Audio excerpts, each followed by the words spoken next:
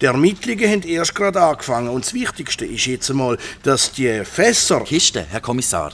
Ja, natürlich, Kisten. Dass die Kisten und die Sprengsätze so schnell wie möglich borgen und entschärft werden. Okay, da haben Sie natürlich recht. Ist der Sprengstoff in diesen Kisten wirklich so gefährlich? Vermutlich schon. Ausser die Sprengköpfe sind vom Wasser irgendwie beschädigt worden.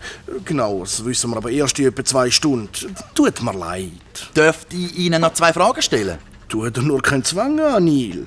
Bitte. Erstens, könnten Sie uns nicht über Details von dieser Angelegenheit informieren, sobald Sie mehr wissen? Klar, ihr seid ja schon so eine Art Ehrenmitarbeiter. Dass ihr mir aber ja keinen Scheissdreck macht. Okay, ich rufe Ihnen in dem Fall so etwa in 3 Stunden an. Geht in Ordnung. Und zweitens? Zweitens, Sie haben vorher von dem Drogendealer und Unterweltboss erzählt. Ist der wirklich so gefährlich, wie man sagt? Ich habe eben darum gestern etwas in der Zeitung gelesen über den. Er ist einer der gefährlichsten, die es je gegeben hat, glaub mir. Darum habe ich heute ja auch so einen außerordentlichen Glückstag.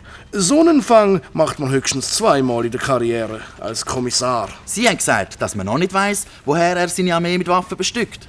Gibt es denn da gar keinen Hinweis, mit welchem Dealer er in dieser Hinsicht zusammenarbeitet? Junge, ich sehe schon, du denkst weiter. Deinen Spitznamen hat man dir auf jeden Fall nicht umsonst gegeben. Tatsächlich habe ich auch schon an die Möglichkeit gedacht. Aber ob wirklich eine Verbindung zwischen meinem Drogendealer und euren Fässern besteht, wird sich noch zeigen. Herr Kommissar, in Ihrem Bericht über die schwimmenden Sprengsätze sollten Sie wirklich darauf achten, dass Sie nicht von Fässern, sondern von Kisten schreiben. Abgesehen davon, glauben Sie dann, da könnte eine Verbindung bestehen? Ich meine, sonst wären Sie doch auch nicht darauf gekommen, dass der Neil gerade die Vermutung hat, oder?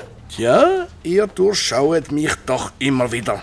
Ja, ich hatte tatsächlich selber schon so eine Vermutung gehabt. Aber das heisst nicht, dass ihr euch wieder in unsere Angelegenheiten einmischen müsst. Ist das klar? Aber... Nicht aber... Das ist jetzt doch ein bisschen zu gefährlich. Herr Kommissar, wenn Sie mal meine Muskeln sehen, wir können uns schon wehren, wenn es brenzlig wird. Glauben Sie mir? Ja. Aber wenn es hart auf hart kommt, dann haben auch deine Muskeln keine Chance mehr gegen das Maschinengewehr oder eine Handgranate. Okay. Obwohl, ich hab gemeint, das gäbe es nur im Fernsehen. Also gut, in dem Fall verstehen wir uns. Und jetzt hauet's. Ich habe noch zu tun. Geht in Ordnung, Herr Kommissar.